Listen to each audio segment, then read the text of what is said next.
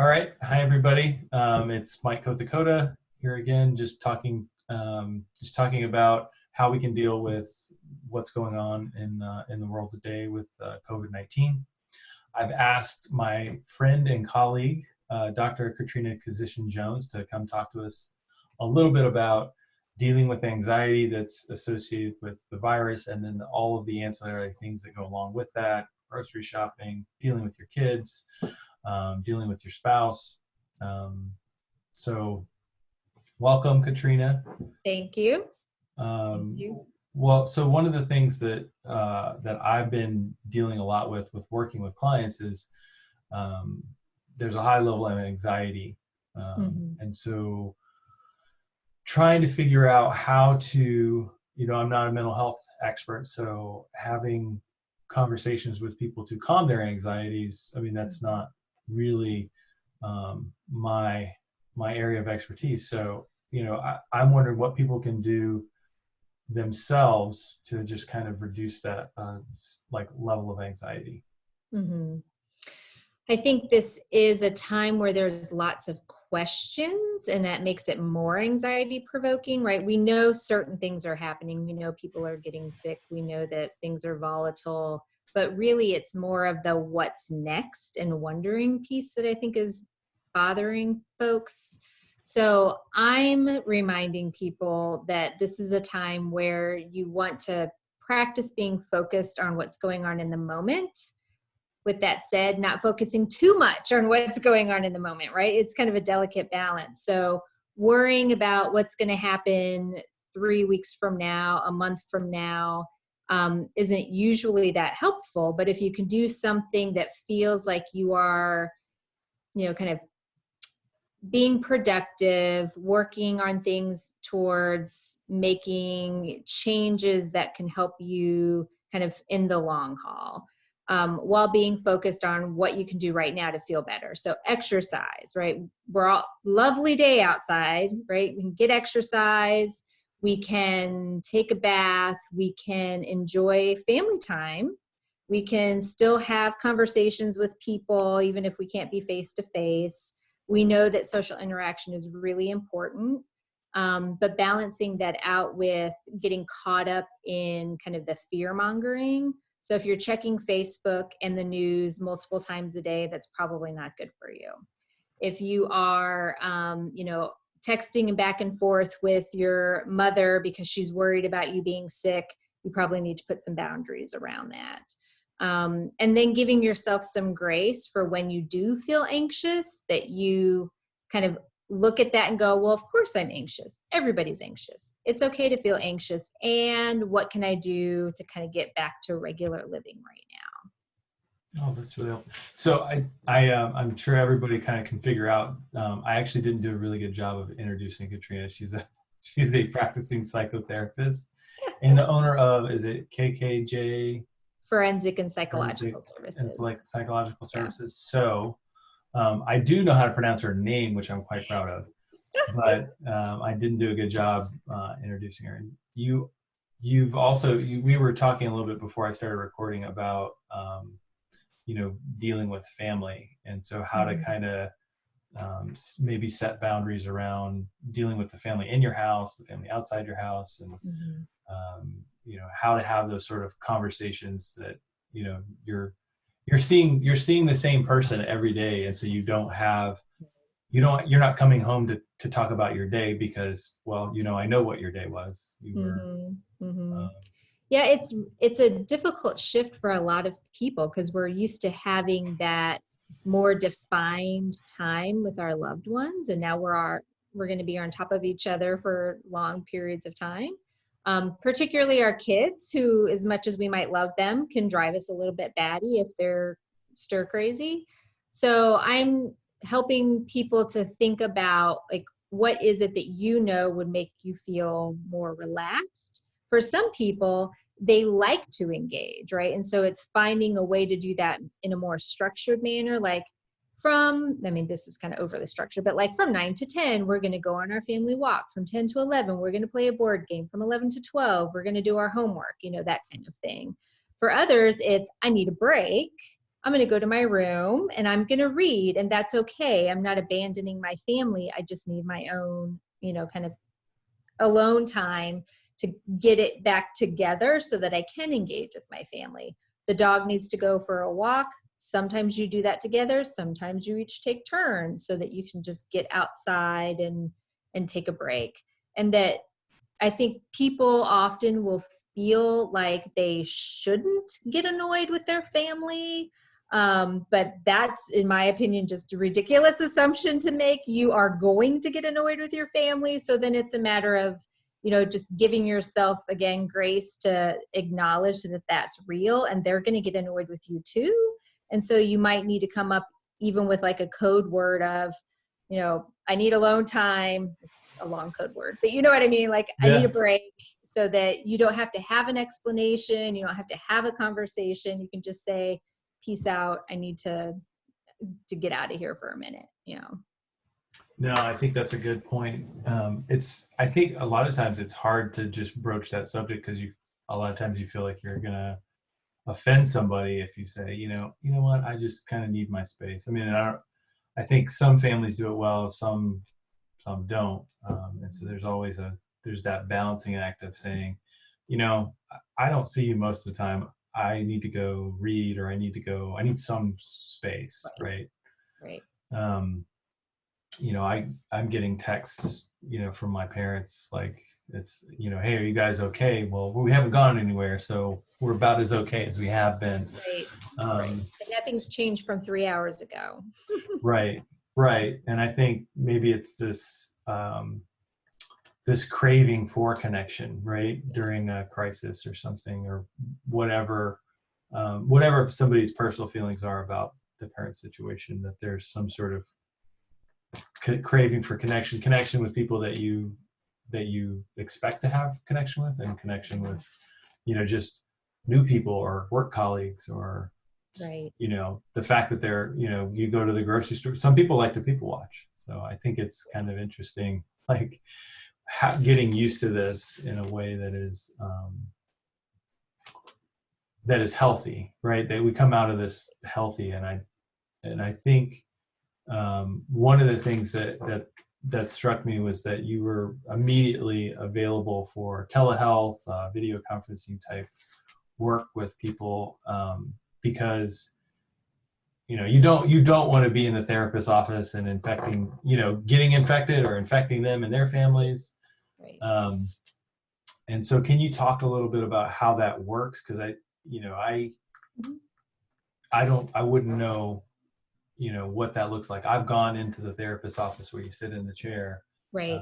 and you engage, right, with your Right. therapist. So tell me a little bit Yeah, about it's really not all that different from what this is like. It's except that it's completely confidential. It does depend on what platform you use. So we use a platform that is through our electronic medical record, and it's called Theranest, and it's all HIPAA compliant. So Zoom is technically not HIPAA compliant. You might have some therapists using it right now because we fall under kind of a disaster mental health time period, Okay. where we're allowed to kind of do whatever we need to do to make sure that people are served. However, on an ongoing basis, it's probably not the platform that most people are going to end up using. Some people don't already have, like in our system, we had it already set up, so we didn't have to activate anything. We just had to go in and utilize it. Other people aren't in that position, so it's going to be a little bit trickier for them to figure it out. But long term, it really is just like this. And some people, if they don't have good internet access, they can do it over the phone. And I think some people feel a little less connected that way. But I've always had people who have traveled and they need to have a 30-minute phone call, or somebody who their kids got sick and they were supposed to have an appointment, so they go into the back room and they make their session over the phone, right? So it's not like it's never happened before. It's just a matter of getting used to it. I think there will be some people who are feel a little bit hesitant about it for a first time appointment, because you're not like in the room with that person to get a sense of them. But I think that it's not that different. It's just something that we have to get used to. And we have this sense that it's going to be different. Teenagers like it because they're in front of screens all of the time, right? I think almost all of the people that I've seen this week have been like 8th grade on up. And they're like, yeah, this is great. I could be in my pajamas in my house, eating my food, and I don't even have to go anywhere, kind of thing. They're like, can I eat? I'm like, of course you can eat. Like, I don't care.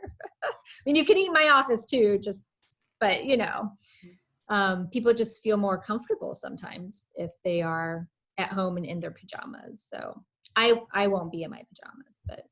Yeah. Well, so it's funny. I was thinking about that. Like, because a lot of times, like, so when you have meetings, a lot of times online, especially like Zoom conferences, people will be doing other things. I would expect that, it's a little bit harder to do that when you can't really do that in one-on-one. So I wonder if,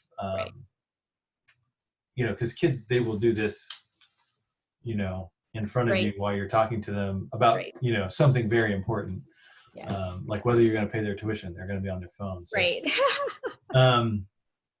I think, telling their friends that you're being mean or whatever, I don't know. But like, I was just wondering, like, do you experience a lot of that, or is it's still pretty much very, very much like, I think when, within this past week, but when I've done it in the, past as well, I think people are used to that being a time that's dedicated to something. So they're not as likely to be, like if you're in a business meeting, checking your email, even if the etiquette is that you shouldn't be doing that, I don't think that there's the same level of expectation of engagement as when you are, because it's elective, right? People are coming to see me because they feel like they need to come and see me. They want to come and see me. So they are engaged. And if for some reason I think some people will find the picture in the corner a little bit distracting. You keep like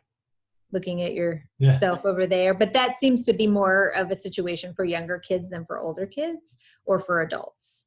So I think people are, they might need to get used to it, but I think they're pretty engaged during the time, other than, maybe eating, but. Yeah. Well, I mean, you got to eat. That's right.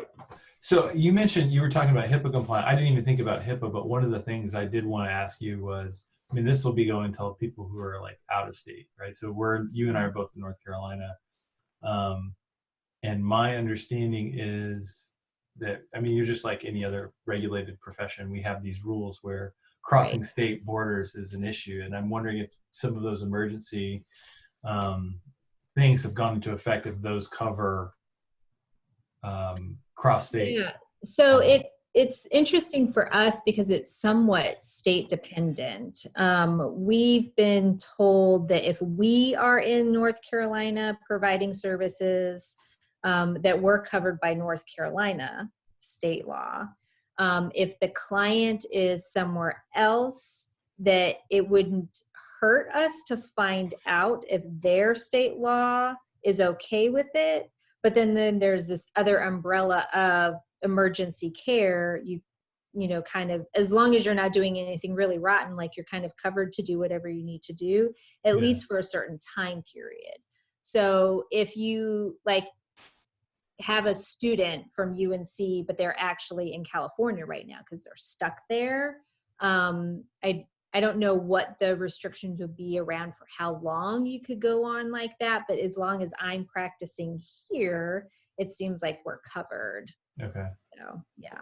So that's good. So you're able to cross lines for some time period. I mean, I guess it makes sense just because, people are not always going to be right where they need to be, particularly with this sort of dynamic.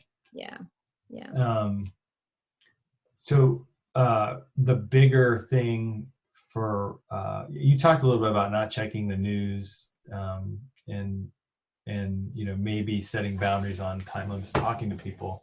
And before we got on recording, I was telling you that I tell people just like don't even look at it for like a month, which is almost impossible for people to do.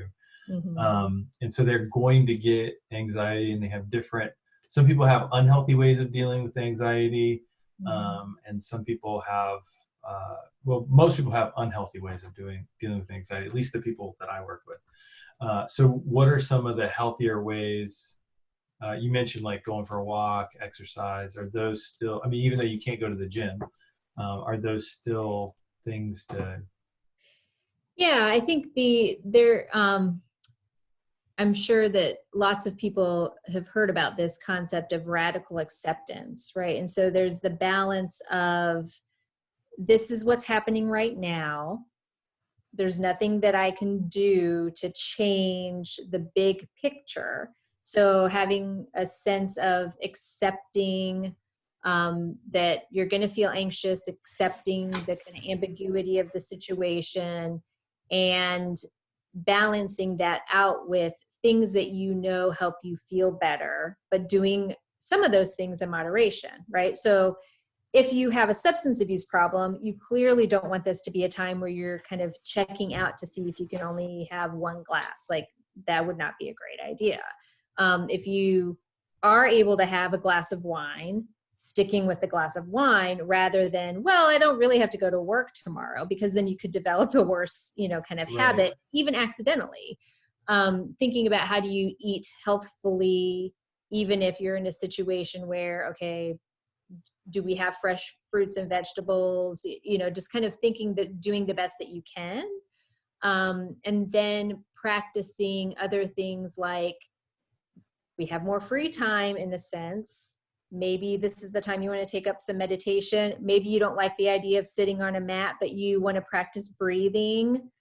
You want to just practice kind of listening to sounds around you, stuff that brings down your body system and just feels more calming. And so it might be, for some people, you just sit there for a minute with your eyes closed and you listen to the ticking clock, right? It doesn't have to be that you're cross-legged in an Om position. Although, I mean, maybe it's time to try something new. Right. If it's something you've always wanted to try, now's the time. If you've always wanted to learn how to knit, pick it up, that kind of thing.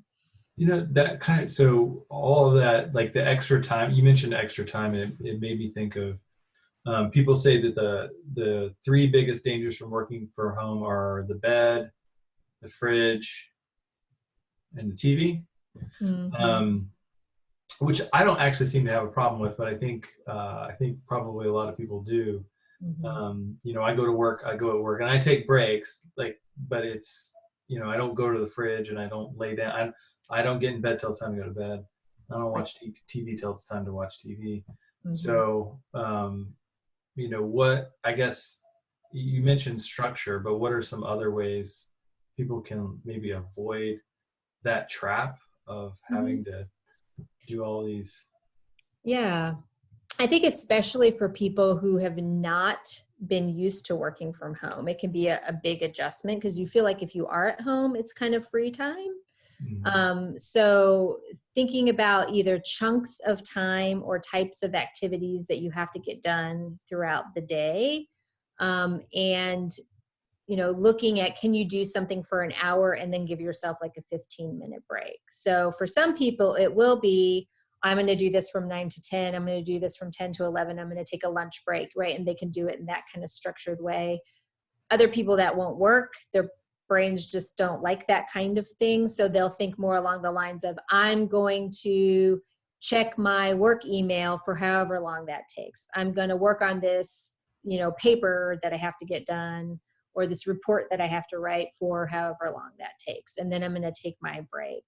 I think really kind of envisioning coming up with a workspace for yourself that you aren't likely to go to the fridge, likely to go to the TV, unless you're ill, that you're not going to go back to bed. Just thinking along the lines that you are at work during, even if you have a truncated work schedule, during those times that you're at work. And then if you have kids, setting them up in a similar way. And I think some people are, I'm generally a kind of anti-screen time person, but teenagers can communicate with one another through video games. So that can be a way that they're socializing. Social media can be a way for people to be engaged with one another. Again, it's just about doing it in moderation and maybe reevaluating how much time people are spending. If you're like no screen time during the day, I don't know that's going to work right now. Yeah. Yeah. I think that's probably asking a bit much. I mean, as long as they're getting their work done, their schoolwork done, or whatever they need to get done, then it's probably fine. But it is a little bit of a balancing act, trying to figure out what's the right thing to do and when's the right thing to do. I think going stir crazy is always the fear, right? Is you're gonna just go nuts, and then you're gonna break all the rules, and you're gonna go go to the playground or whatever. I don't know. I think it feels like uncharted territory almost. Like this is almost like you would feel, you're restricted. We're not. It's not the the Luftwaffe dropping bombs on us, but I mean, there are restrictions in place that even self-imposed restrictions that just weren't there before, and it's got to have some sort of effect on when you're violating your normal day, you're violating your normal way of doing things. It seems like that would have to have a tremendous mental health effect on people. Yeah.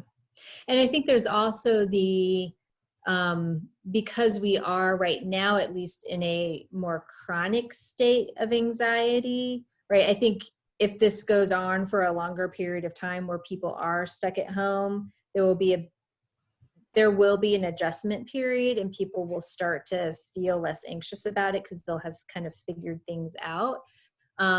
But right now, our bodies are being flooded, especially if we're looking at the news and we're looking at what our stocks are doing and that kind of thing. We're getting kind of re-triggered in a way, however often we're looking at that. And then it takes our body a longer time to calm down, and then we do it again and we get re-triggered. So it's, there is an effect of anxiety and of kind of a trauma response that we have to be thoughtful about, that we just do the best that we can to keep things as normal as possible, recognizing that at some point we're going to come out on the other side, and that we want to have dealt with it in as healthy a way as possible so that we don't have later repercussions, right? Stress isn't good for our brains. It's not good for our bodies. Being sedentary is not good for us. So just trying to kind of keep the long view in mind can be helpful. That's really, really helpful, I think. I actually don't have anything else to kind of talk about. I mean, I think that was really, I just wanted to get your thoughts on how people should be dealing with all the anxieties that they have going on right now, and I think it's really helpful. So yeah, I appreciate your time, and you're welcome.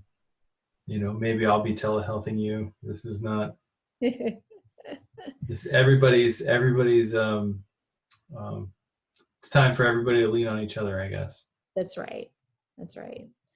Time to lift the stigma, right? We all need a little help sometimes. That's okay.